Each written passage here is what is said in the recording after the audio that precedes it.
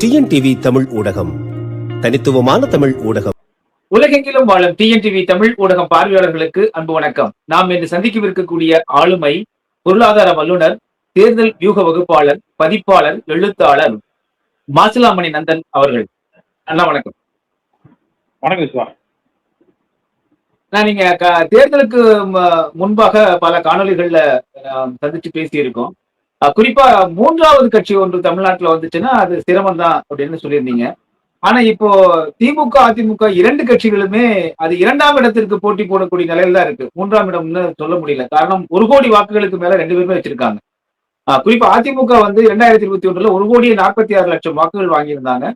இந்த தேர்தலில் 1 கோடியே 4 லட்சம் வாக்குகள் வாங்கியிருக்காங்க. அவர்களுக்கு ஒரு 42 லட்சம் வாக்குகள் குறைஞ்சிருக்கு.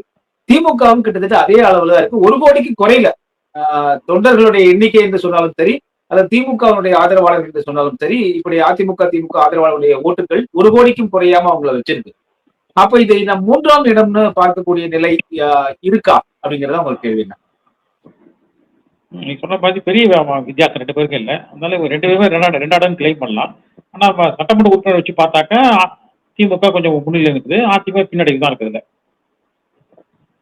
ஆனா ஓட்டு இந்த 10% பார்த்த ஓட்டோட எண்ணிக்கையில பார்த்தாலும் 2 பேருக்கும் பெரிய வித்தியாசம் வரல. ரெண்டு கட்சிக்கும் பெரிய வித்தியாசம் வரல.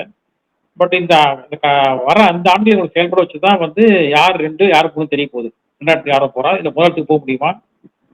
2 பேருக்கும் அந்த வாய்ப்பு இருக்கு. இந்த 2 கட்சியும் அதிமுகவும் முதலத்துக்கு போறது வாய்ப்பு இருக்கு, திமுகவும் முதலத்துக்கு போறது வாய்ப்பு இருக்கு.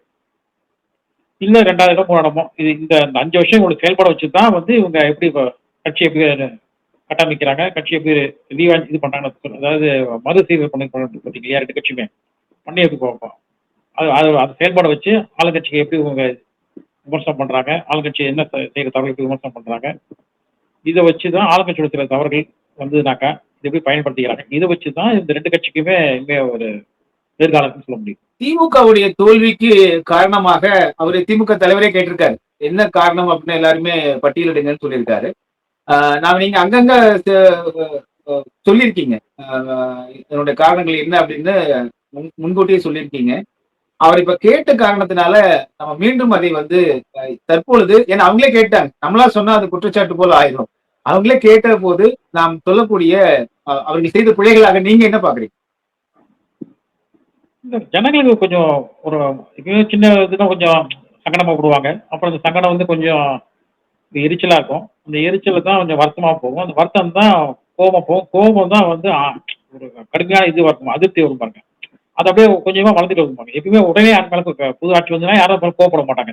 அவங்களுக்கு தெரியும் இந்த ஆட்சி வந்து இப்பதான் வந்திருக்காங்க, கொஞ்ச நாள் ஸ்டடி பண்றதுக்காக அது புதுசா வந்திருக்கவங்க இருக்கும். பட் திமுக சொல்ல முடியாது பாருங்க. நாங்க இப்பதான் போகும்போது ஆட்சி வந்து சொல்ல முடியாது. ஏன்னா பல ஆண்டுகள் ஆட்சி இருந்திருக்காங்க. அந்த இது தெரியும் அவங்களுக்கு. அப்ப அவங்க கொடுத்த வாக்குறுதிக்கு மேல ஜனங்க ரொம்ப நம்பிக்கைன்னு தெரியுது. சொன்ன அத்தனை வாக்கு ஜனங்க நம்பியிருக்காங்க. அந்த நம்பிக்கைக்கு அவங்க எதிர்பார்த்த மாதிரி இல்லைன்னு தெரியுது.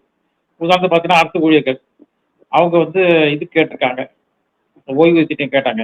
இவங்க என்ன சொல்லிக்கலாம் கொடுக்கும் போதே, இது எதெல்லாம் செய்யறோம், இது கூடி மட்டும் நாங்க அதை அந்த அதே திட்டத்தை கொண்டு வர பாக்குறோம், இல்லைன்னா அது சில மாடிஃபிகேஷன் பண்ணி கொண்டு சொல்லியிருந்தாங்கன்னாக்கா இவ்வளவு கோவம் வந்துட்டாது அவங்களுக்கு.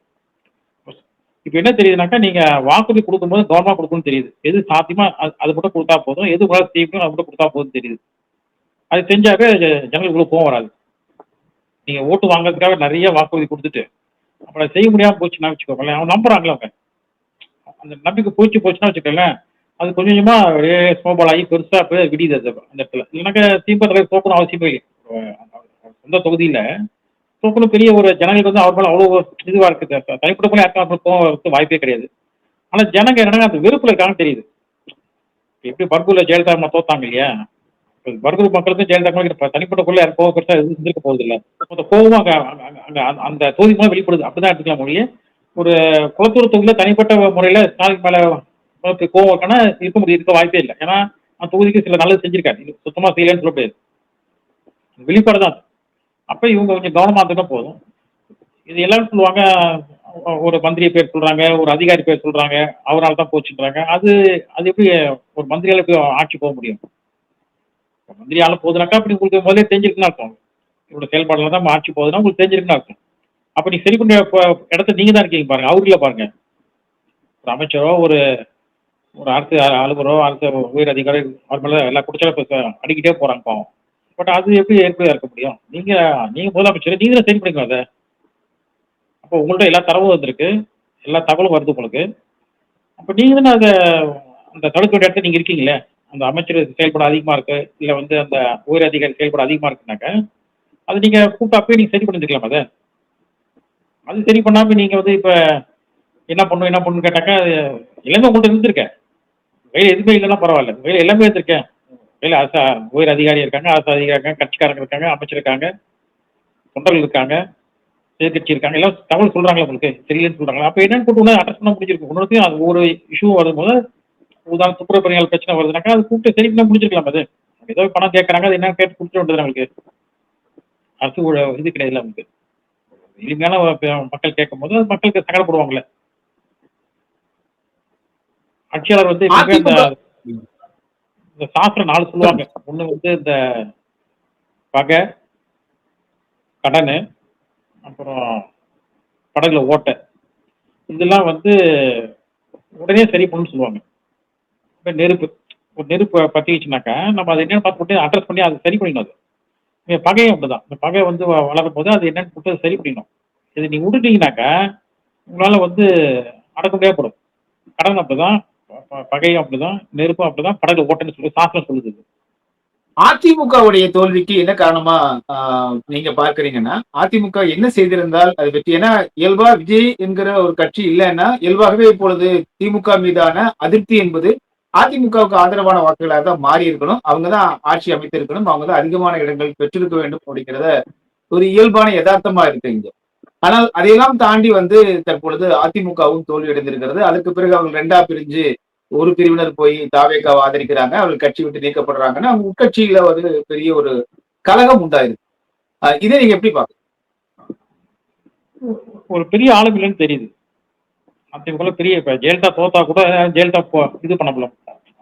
அத இடத்த அப்புறப்படுத்த முடியல ஜெயலலிதாவை. இப்ப கலைஞர் தோத்துருக்காரு. தொடர்ச்சியா 3 முறை தோத்துருக்காரு கலைஞர். அப்புறப்படுத்த முடியல பாருங்க அவர. கொஞ்சம் கொஞ்சம் அதிருப்தி இருக்கும். இப்படி தோத்துறாங்க, வருத்தப்படுவாங்க, வேதனைப்படுவாங்க, சங்கடப்படுவாங்க. ஒரு அது வந்து ஒரு கட்சி உடையிற அளவுக்குலாம் போல பாருங்க ஜெயலலிதா இருக்கும்போதெல்லாம். கலைஞருக்கு தான் போல பார்த்தேன். அப்ப இங்க வந்து என்னன்னாக்கா, அது இவங்க எல்லாரும் கேட்டுருக்காங்கன்னு தெரியுது. எல்லாரையும் சேர்த்து கொஞ்சம் ஒருங்கிணைச்சு எல்லாரும் கொஞ்சம் கூட்டத்த சேர்ப்போம். வரேன்றாங்களே கொஞ்சம் மன்னிச்சு சேர்த்துப்போம்னு சொல்லியிருக்காங்க போல இருக்கு. அது இவரு இவரு என்ன காரணத்துக்காக அது அவருக்கு ஒரு நியாயமான காரணம் இருந்துக்கலாம். தெரியல நமக்கு. நமக்கு அது வெளிப்படையா நமக்கு தெரியாது பாருங்க நமக்கு. இது வந்து அந்த அரசியல் வந்து பெரிய இந்த கேம் அது. இது வந்து ஒரு அதிகமான பணமும், அதிகமான உழைப்பும், அதிகமான இது இருந்தா தான் அங்க போய் நிக்க முடியும் பாருங்க. எல்லாருக்கான இது இல்ல. இந்த இந்த இந்த விளையாட்டு வந்து எல்லாருக்குமான விளையாட்டு இல்ல இது. இது வந்து கொஞ்சம் அவரு ஒரு இந்த தைரியத்துல இருந்தாரா என்னன்னு நமக்கு தெரியல நமக்கு. பட் ஒரு பெரிய பின்னடைவு தான் ஏடிஎம்கே. ஒன்றும் சந்தேகமே இல்லை. எனக்கு அவருக்கு ஜெயிக்க வேண்டிய இடத்துல இருக்க வேண்டிய மனுஷன் அந்த கட்சி ஜெயிக்க வைக்க முடியல. அது ஒரு பெரிய பின்னடைவு தான். அந்த ஏடிஎம்கே பொறுத்த பெரிய பின்னடைவு தான். இது அதை மீண்டும் அவர் சரி பண்ணி கொண்டு வந்தாலும் வழியா அந்த கட்சி நிற்கும். இல்லைனாக்கா அந்த கட்சிக்கு வந்து கொஞ்சம் கேள்விக்குறியா போகணும். ஏன்னா அப்படியே கட்சி தொண்டர்கள் இருப்பாங்க. தலைமை வந்து வீக்கா போனாங்கனாக்கா ஓட்டு இன்னும் கொஞ்சம் குறைய ஆரம்பிச்சிடும். இந்த 21% ஓட்டு வந்து இன்னும் ஒரு 4-5% அது குறைய ஆரம்பிச்சிடும். அது நீ தக்க வைக்கிறதுக்கு படாபாடுபட்டு தான் தக்க வைக்க முடியும். வளர்க்குறது விட்டுருங்க. இருக்க கூட தக்க வைக்கிறதுக்கே வந்து அந்த ஒரு ஒரு ஒருங்கிணைச்சு எல்லாரையும் அரவணைச்சு கொஞ்சம் எல்லாத்தையும் சேர்த்து இது பண்ணாதான் அதை தக்க வைக்க முடியும். இல்லைன்னா ரொம்ப கஷ்டம் அது. ஏன்னா இப்ப கூட்டணி வந்து ரீஅலைன் ஆகும் போது இருக்கு. ஏடிஎம்கே டிஎம்கே கூட்டணிலாம் வந்து தாவேகா போயிட்டான்னு வச்சுக்கோங்களேன். திமுக தனியா இருக்கும். இப்போ அதிமுக அதுக்கு தனியாயிடும். அப்போ வந்து ஒரு ஒரு 2 பேருக்கும் ஒரு சிக்கல் பாருங்க அது. நாம் தமிழர் கட்சியினுடைய தோல்விக்கும் அதே பல்வேறு காரணங்கள் சொல்றாங்க. சாட்டை துரைமுருகன் பேசினது, விஜய் பேசினதுனாலதான் கட்சி தோற்று போச்சு அப்படின்னு ஒரு பார்வை. சீமான் அப்படிலாம் பேசிருக்கூடாது, இன்னும் கொஞ்சம் வந்து நாசூக்கா பேசிருக்கலாம். இவங்க பேச்சை தான் வந்து சொல்றாங்களே தவிர, அந்த நாம் தமிழர் கட்சி என்பது வாக்குகள் வாங்குவதற்கு களப்பணியாற்ற வேண்டும், மக்களிடம் போய் நிக்கணும் அப்படிங்கிறதுலாம் இருக்கு. ஆனா அவர்கள் தொடர்ச்சியாக மக்கள் சார்பாகவே இந்த 5 ஆண்டுகள் மக்கள் போராட்டங்களுக்காக நின்னாங்க, குரல் கொடுத்தாங்க. ஆனால் அவர்கள் வெற்றி பெற முடியாம போனதுக்கான காரணமா நீங்க என்ன பாக்குறீங்க? இல்ல இதெல்லாம் வந்து இப்ப சீமான் பேசினாரு, இல்ல இவங்க பேசுனாங்க, அவங்க பேசுனாங்க, அதெல்லாம் ஒரு காரணமா தான். அது எப்படி ஏற்றுக்க முடியாது. இப்போ இது பேசி இவ்வளவு பேசாம கட்சி வளர்த்துருக்காங்க. நீங்க சொல்ற நபர்கள் எல்லாம் பாத்தீங்கன்னாக்கா, இந்த சாட்டை முருகன் ஆகட்டும், சீமானட்டும், இவங்க எல்லாம் பேசி பேசாம கட்சியை வளர்த்துருக்காங்க. இவ்வளவு ஓட்டு வாங்கியிருக்காங்க. அது எப்படி தெரியும் அது குறைபாட முடியும்? அது அது அது வரல காரணம்.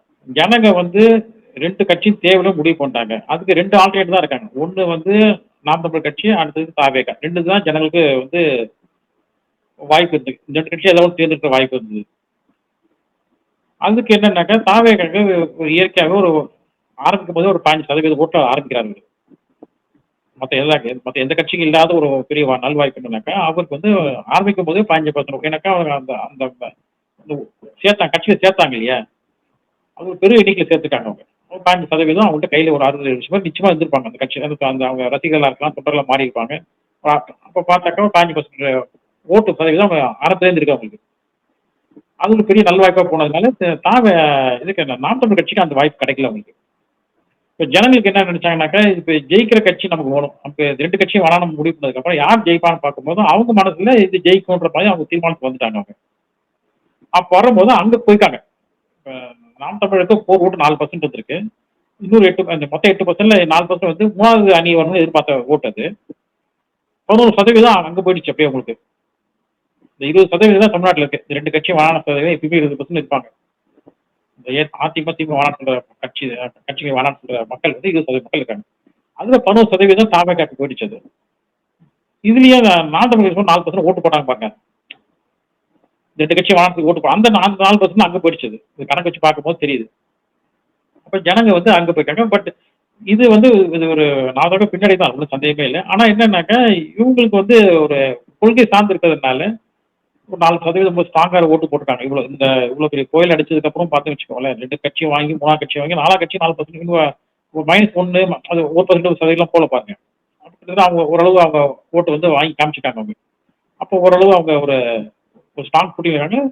அது கொஞ்சம் வேற மாதிரி ஒர்க் பண்ணி தான் அவங்க திருப்பி மேல வர முடியும் அவங்க. பட் சோர்ந்து போய் ஏன்னா எலெக்ஷன் தோத்தாக்கா எல்லாருக்கும் சோறு வரதான் செய்யும். அது இயல்பு தான் வச்சுக்கோங்களேன். ஒரு நல்லா எக்ஸாம் படிச்ச பையன் ஒரு பொண்ணு எக்ஸாம் எழுதி அதுக்கு மார்க் வாங்கல, தெரியலாம் ஒரு எண்ணிக்கையில மார்க் வரலனாக்கா வரத்துக்கு தான் செய்யும். அந்த மாதிரி தான் இந்த கட்சியும் எல்லா கட்சியும் அப்படிதான் வச்சுக்கோங்களேன். எல்லா பெரிய நேர விலையும் பொருள் விலையும் மனித ஆற்றலாம் போகுது பாருங்க.